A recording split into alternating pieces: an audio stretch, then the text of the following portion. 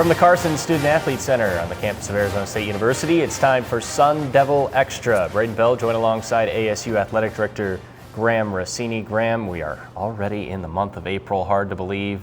Here we are, and of course it's been an exciting spring, and we've got a lot of baseball to talk about in this show. First off, how are you? How about that maroon football field?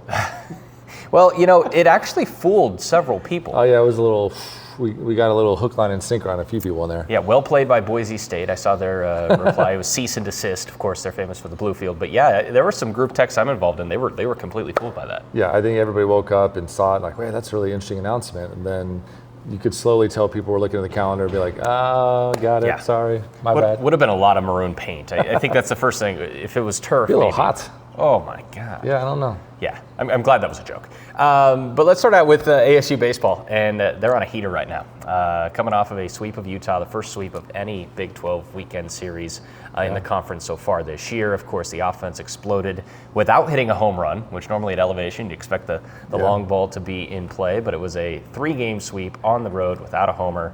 And they're now 7-2 in the Big 12. Very good baseball, ranked as well. Yeah, you know, good to see the Sun Devils enter the polls where we should be. Obviously, that's the pedigree of our program, and the expectation is that we're nationally ranked, and it's good to get back in that conversation. Really proud of the weekend at Utah for a lot of reasons. Road conference games are always difficult. Battering a little bit of the elements up there with cold and wind, and when you watch the broadcast and you saw the snow caps on the mountains there in the greater Salt Lake area. Not the environment that we're used to. And playing on the road is hard in any sport. Certainly when you get into conference play, it gets a different level of intensity. But what I'm most proud of is last Tuesday was probably one of the most frustrating games of the year at UNLV, and a team that we should have handled, a team that we played very well earlier in the season. The 7-0 win was probably the most complete game that we played maybe up until the Utah series. But to have that collapse late in the game and blow that lead with guys that have proven that they can deliver in those situations was really irritating. I just was embarrassed with that loss. Coach Bloomquist and I had a good dialogue afterwards, and he felt the same way. And we said, all right, well, it's a really good test for how these guys respond going into the weekend, needing to kind of pick up the pieces quickly and get ready for a really, really important Utah series. Utah had handled Oklahoma State the weekend prior, so ultimately, all that said, very proud of a sweep on the road, a sweep against Utah, who had been playing really good baseball as of late. And your best players stepped up in the most important moments, which was really a great indicator going into the heart of the season that this veteran position player core, for the most part, hopefully Keen Vu's back soon, but the big dogs ate, and they stepped up, and they delivered in the way that we needed them to, and came back home after a sweep. And here we are going into a really fun week with Fullerton and U of A at home. Yeah, that ranked matchup with U of A, of course, this weekend is going to draw massive crowds to Muni. Going to be a lot of fun Friday through Sunday, of course, the Sunday game being on national TV on ESPN2. But in terms of the depth of this lineup, Graham, I know that's something we've talked about throughout the course of the year, but you've got a guy like Landon Harrison, a young guy who's stepping up. Of course, you mentioned Kean hasn't even been playing recently due to injury, but New Contrades, Tobias. I mean, it's just a deep lineup, and everyone, when they are contributing, like what we saw over the weekend, and dating back to the TCU series as well, you can see the potential of this squad. Yeah, and if you look back at the history of this program, very decorated history, obviously.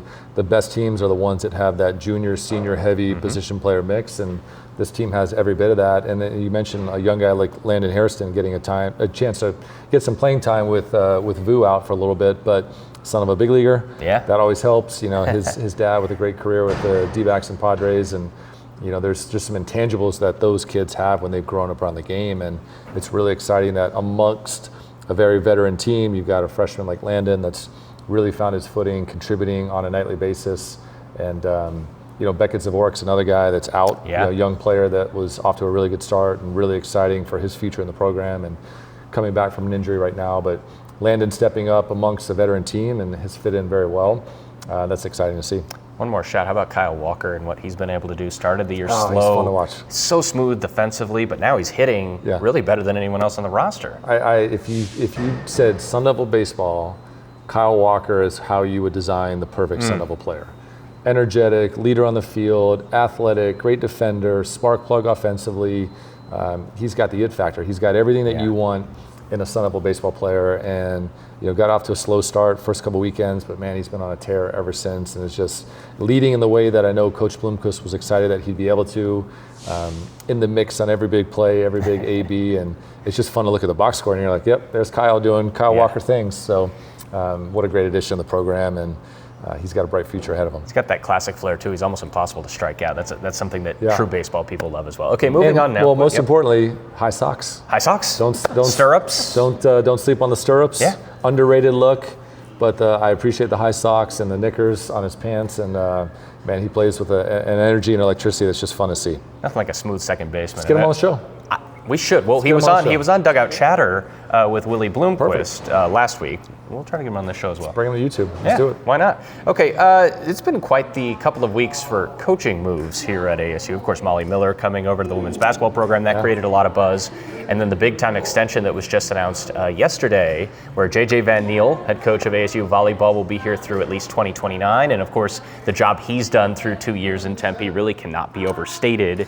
Great to see him staying around. Yeah, Coach Van Niel, what a success story, what a great teammate, what a great representation of what you can do here at ASU. And he's a guy that spent about a decade as an assistant coach in the Pac-12 at Utah, then USC, and just was really observant in his time as an assistant. And when our job came open, he approached us before he was on our radar, and just kind of made it be known of, I know I'll be successful at ASU, and here are the reasons why. And as we started to engage in the conversation, he quickly became the front runner for the job and got it, and has been everything we could have hoped of and more. And so a very well-earned extension for Coach Van Niel.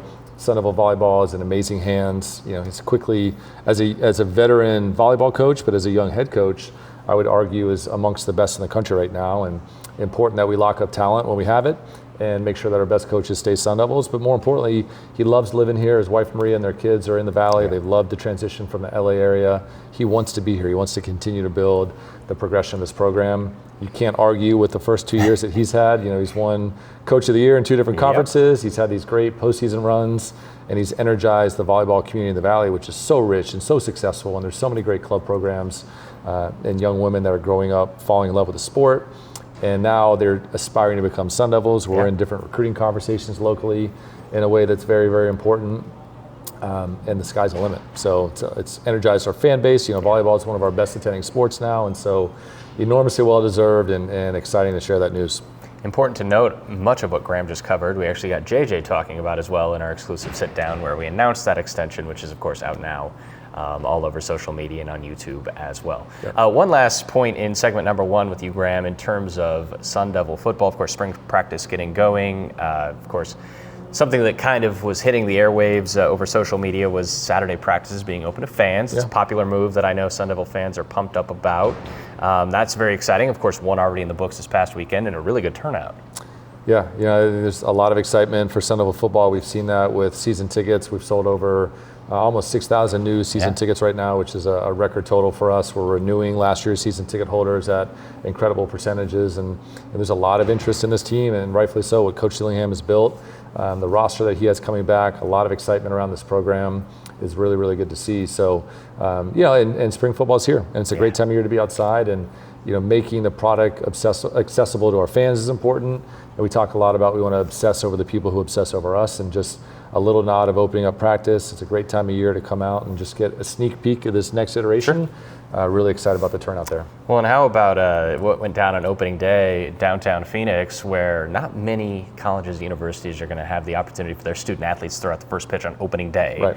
And 4 Sun Devils got to do that. Of course, Xavion Alford, CJ Fight, Jordan Tyson, and Sam Levitt. Yep. Sam's first pitch wasn't all that great. We'll move past that, of course, but it was still really cool and quite the spotlight for the program and university. Yeah, that's a great relationship. Derek Hall, the D-back CEO, president and CEO, was with us in Atlanta for the Peach Bowl, and after the game he said, "Hey, opening day, first pitch, what do you think?" And we said, "Yes, awesome. Absolutely. What an amazing platform with national broadcast and 50,000 fans at Chase Field, and getting a chance to roll out the Sun Devil football team." And Coach was there with the Big 12 trophy, and really a cool opportunity for those young men. And Sam, before we went out there, was like, "You nervous?" He's like, "No, I'm good." He's like, "There's a lot of people here, though." He's like, "This is every night?" I'm like, "Yeah, baseball's every night." And so it was neat to see them in a big sports setting, but different than what they're used to. And I know those guys had a great time and represented us well. Sam had that low arm slot, looked like he was trying to turn 2. So Yeah. I think, keep it over the top next time. He's probably like, wow, this thing's so much lighter than Exactly. the football I'm used to throwing around. So Yeah, a little mechanical adjustment, but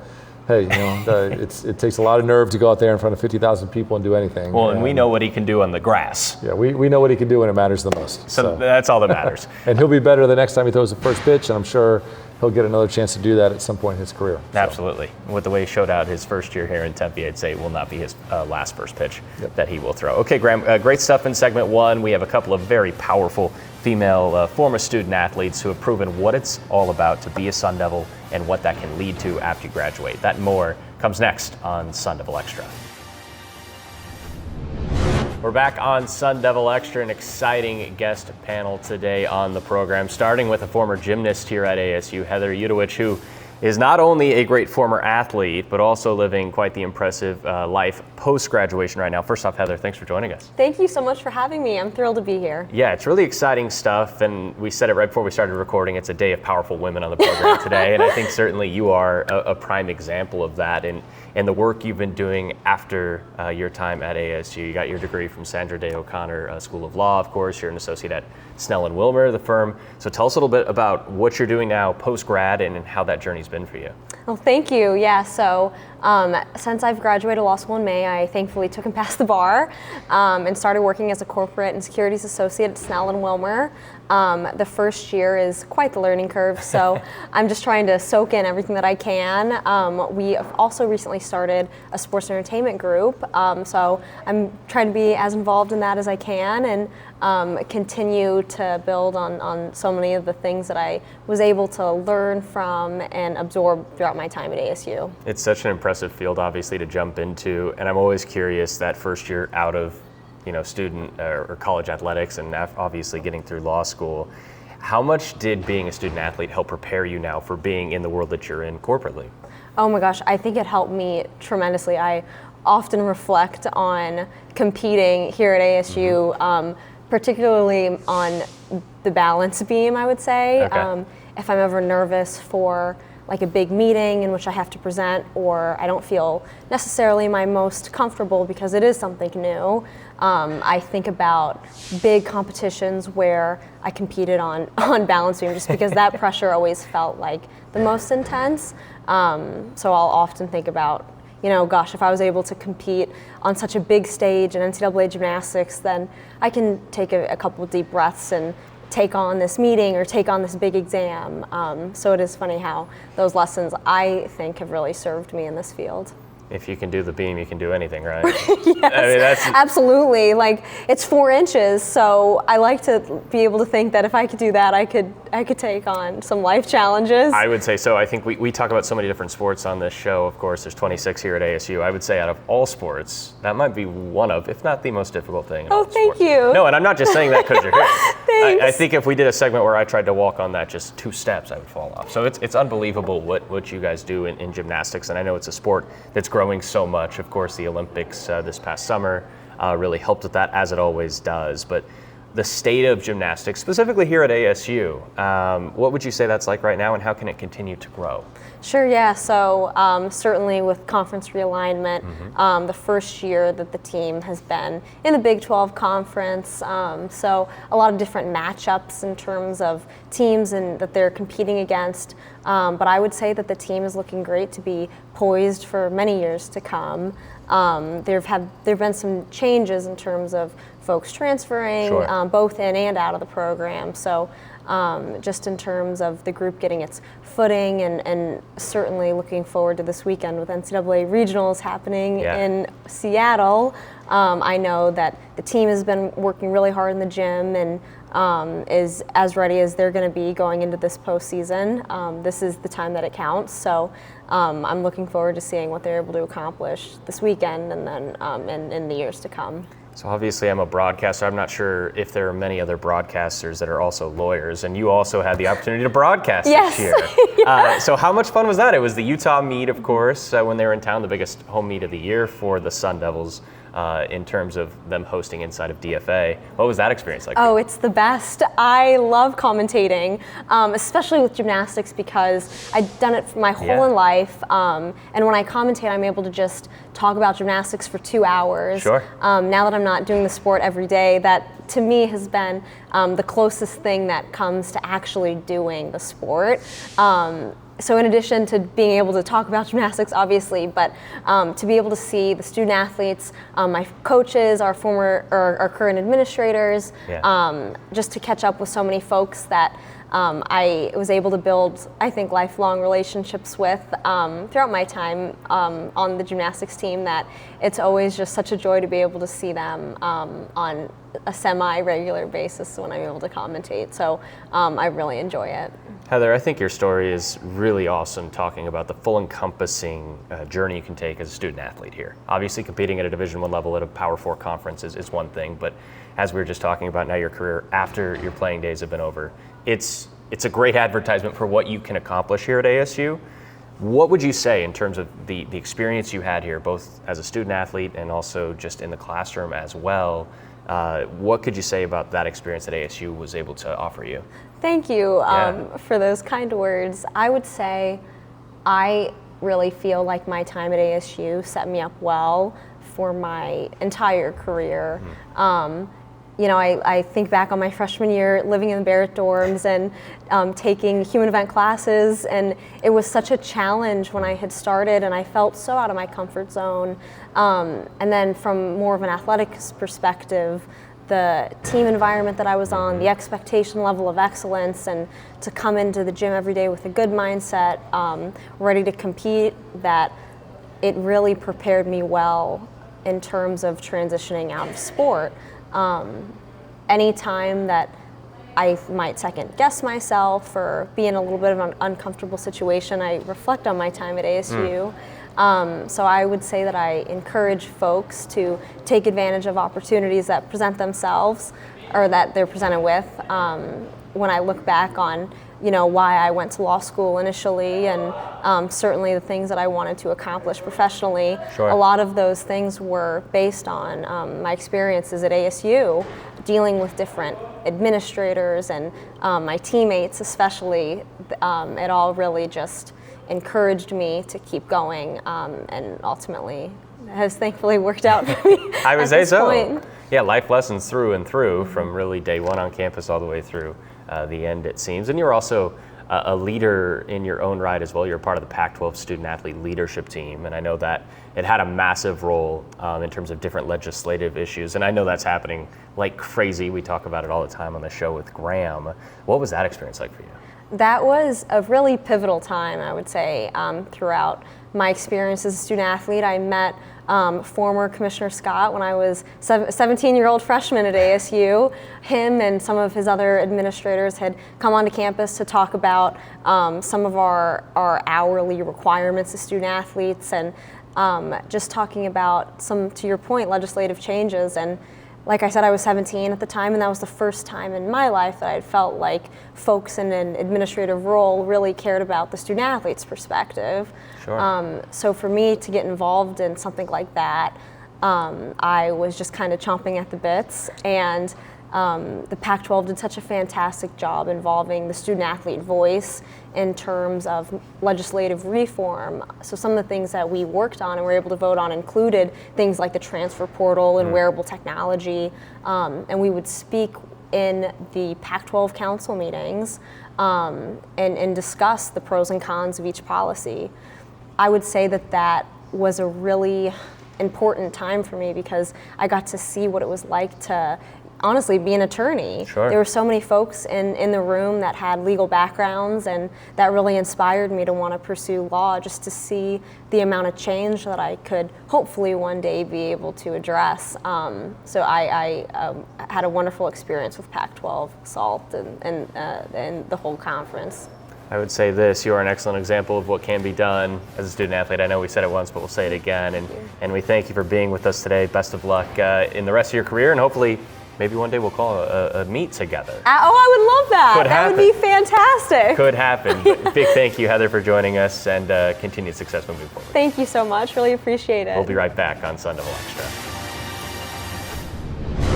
Welcome back to Sun Devil Extra, presented by Spring Hill Suites, Phoenix, Scottsdale. And continuing on with the Scholar Baller theme to the program today, we're now joined by Sun Devil beach volleyball alum Kate Fitzgerald. Kate, thanks for joining us. Thanks for having me. I'm so excited. Yeah, this is awesome that you're here today. And obviously, like we said, a former beach volleyball student athlete, now an entrepreneur. And I know you have a really exciting clothing brand that you kicked off while you were at ASU. Yep.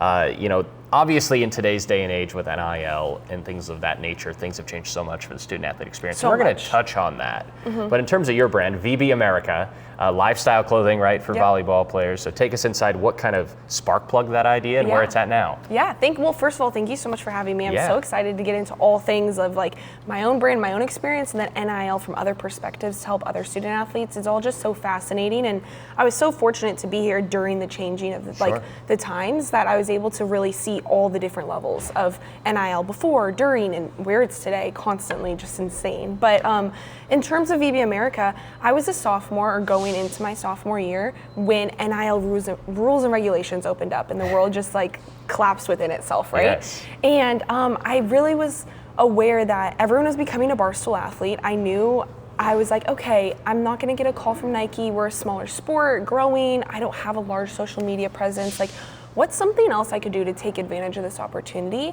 And I remembered an idea I had in high school. And volleyball is a very separated sport. There's a lot of teams youth girls play on, and especially beach and indoor and back and forth, that I was struggling to find any sort of clothing that represented my sport in ways like basketball, football, and other sports have, and ways something for my parents to wear to my games to support me. And so when NIL opened up, I was like, hey, I had this idea, this is still a problem, like, let me go for it. Let me launch the company. At minimum, I can sell t-shirts over the summer instead of working in a restaurant or babysitting, right? Like every college athlete does to make some extra cash.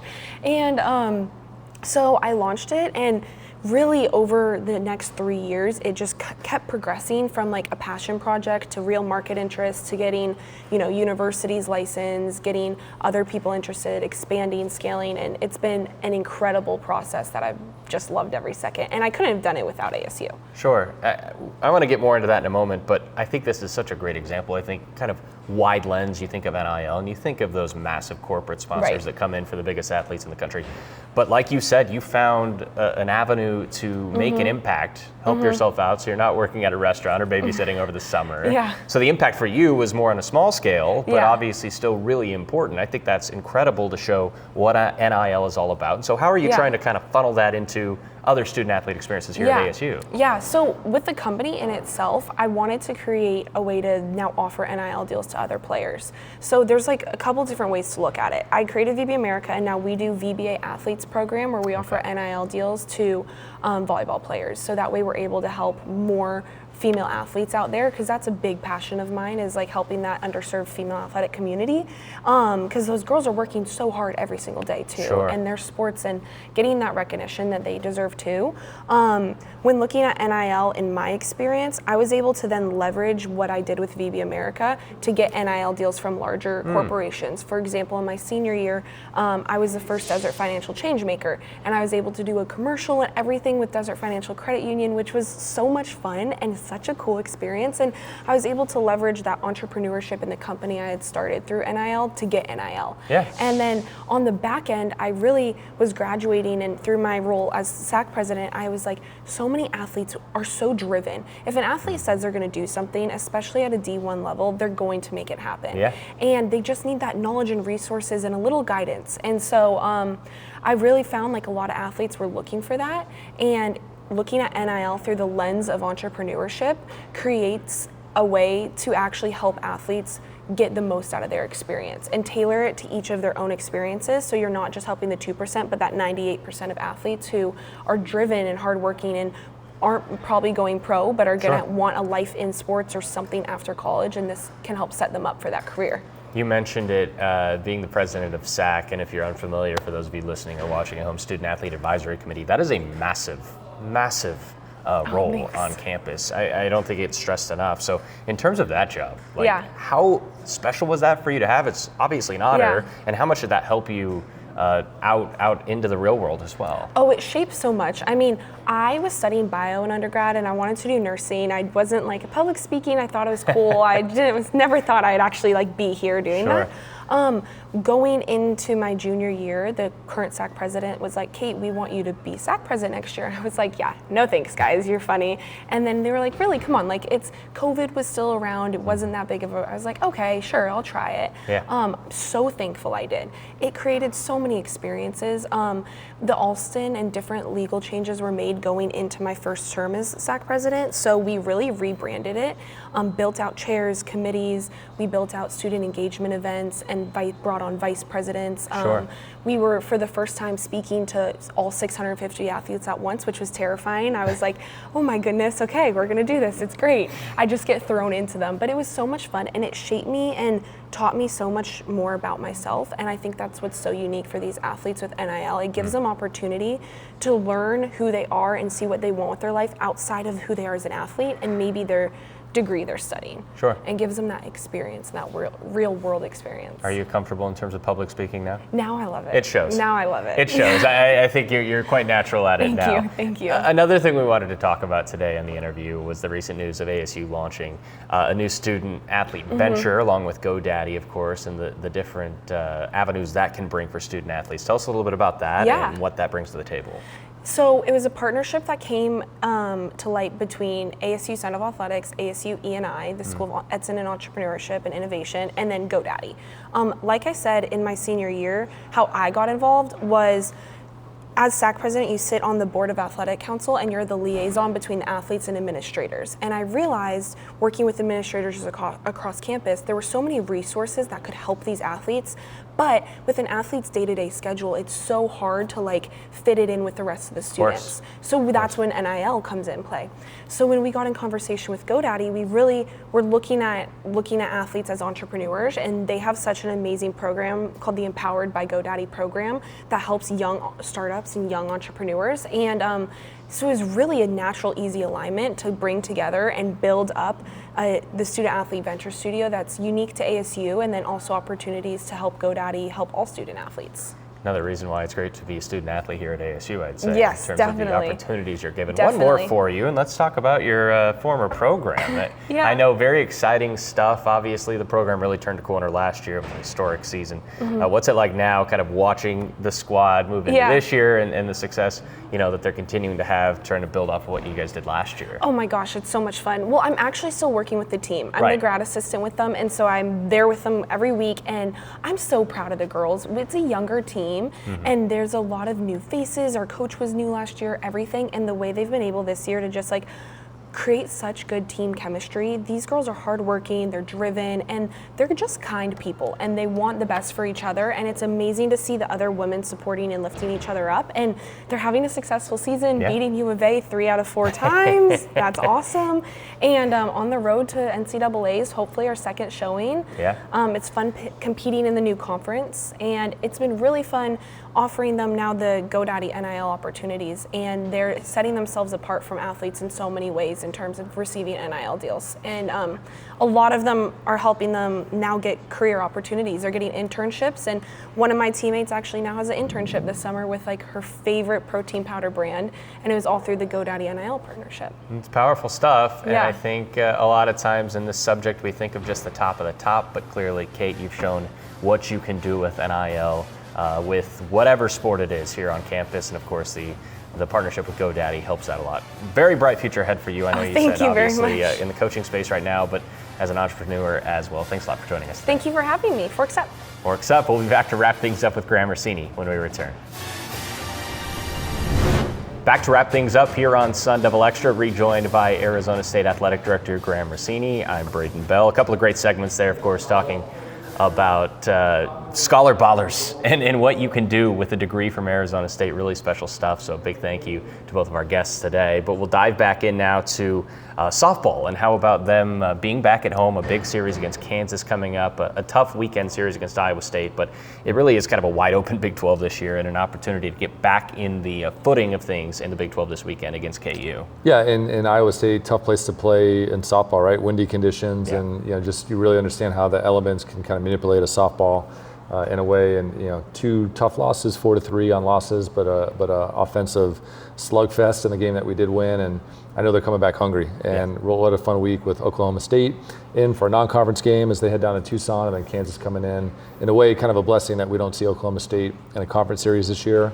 They'll be a tough opponent and a really good kind of midweek tune-up going into a big conference weekend. But it's wide open. It's there for the taking. I really like our team. I really like that mix of veteran players and this exciting core of freshmen that we have, and it's wide open, and we have a favorable schedule moving forward and a team that's capable of winning big. So excited to see what they do the rest of the way. Yeah, the season somehow moving so quickly, as we mentioned at the top of the show. It is time to kind of kick things into high gear, and we talked about baseball on the weekend coming up, a ranked matchup against Arizona. The crowd sizes has been a story all year long. Of course, the momentum around this team has been excellent, really from opening weekend against Ohio State, where records were broken, but expecting some really big crowds again this weekend at Muni for a top 25 matchup. Yeah, we're already leading the West Coast in attendance. I think we're towards the top end of the Big 12, and even nationally with pushing almost 4,000 on average attendance right now in baseball. The Fullerton game helped. The U of A series will be amazing as well. And so just again, shout out to our fan base. We got a fun weekend on tap. We're going to celebrate the 1975 College World Series team on Saturday. We've got fireworks this weekend. And so, really trying to bring in that spring training fan experience into Phoenix Muni. We made the addition of the lights. We've got our string lights back up on the concourse, really having some fun with food at the concession stands, and then really great baseball as we're back in the polls and a massive ranked matchup against U of A this weekend. So a lot of excitement around this team, as we've been talking about, and a fun weekend on tap for us coming up. I personally can't wait for Friday, Saturday, and Sunday to be out at the ballpark. It's going to be nice weather again. Everything's shaping up for a really fun weekend. Okay, I think it might be baseball themed. That's why we kind of segue now into Sun Devil for Life of the week. Of course, opening day this past week, 7 big leaguers on opening day rosters from ASU. That's the most in the Big 12. Very impressive stuff there, of course, but who are your Sun Devils for Life of the week? Well, I've got 2 this week. Gage Workman got a chance to make his Major League debut, 118th Sun Devil to compete in Major League Baseball, which is amazing, tops in the nation. And then the fact that he got to make his debut at home at Chase Field in front of friends and family was really neat. We got a chance to see him out there on opening day during batting practice and catch up and give him a hug, and had a little gear bag for him with some Sun Devil swag, which is always fun to hand off to the guys as they make their MLB debut. So proud of Gage. His dad, Wid, was in the program back in the day, and is friends with Coach Bloomquist. And so kind of a nice storyline for the Sun Devils there. Proud of him. And then Nick Baker, who played football at ASU not that long ago, was behind the scenes, very heavily involved in the Crown basketball tournament that we just competed in Las Vegas. And what a great event. The Big 12 has put a lot of attention into it. Fox and AEG have been behind it. Nick was front and center for 2 years putting this event on the table, and didn't play the way that we hoped. That's frustrating, but a great experience for the kids, and really they rolled out the red carpet, and it'll be interesting to see that event continue to grow in the coming years. It's something that the NCAA is mindful of. Fox is putting a lot of attention into it, and I think it's got a chance to be another great postseason basketball tournament. That time slot, it is something to monitor. I think it is something that will build up over time with that wedged in between the Elite Eight and the Final Four of the NCAA tournament. In terms of seeing Gage, it had to have been special because that was before the debut, right? Or was it? Yeah, he played, I think he started on Saturday. So we saw him Thursday, and he was excited. He went with the team to Tokyo when they opened the series or the season against the Dodgers in Tokyo, Japan, and didn't get in those games, but he knew he made the roster, and just a matter of time. Craig Counsell is an old friend, played for Coach Murphy at Notre Dame, and has been around the Sun Devils a bit over the years, and so it counts. You got to get him in. Like it's home family. We're at Chase Field. He's got a lot of his buddies in town. You got to get him in. He's like he'll be all right. He's gonna get in there. He's in the book. It's about as storybook as it gets. It's getting to play in the town. We've had a few of those too. Like thinking back, Andre Ethier made his debut for the Dodgers at Chase Field. Colin Curtis, when the Yankees came through, I remember being there for that. So even though the guys aren't Diamondbacks, when they get a chance to come through as a visiting player and make their debut, it's always a great story to tell. Another reason of why ASU, you have a chance to make your major league debut in the town you played college baseball. It's pretty special. Awesome stuff. Congratulations to Gage. Of course, a big weekend coming up for ASU baseball as they take on Arizona in a top 25 matchup. The Devils have been playing great ball lately. Hope to see you at Muni this weekend. So for Graham Rossini, I'm Braiden Bell saying so long, and we'll talk to you not next week, but the week after on Sun Devil Extra.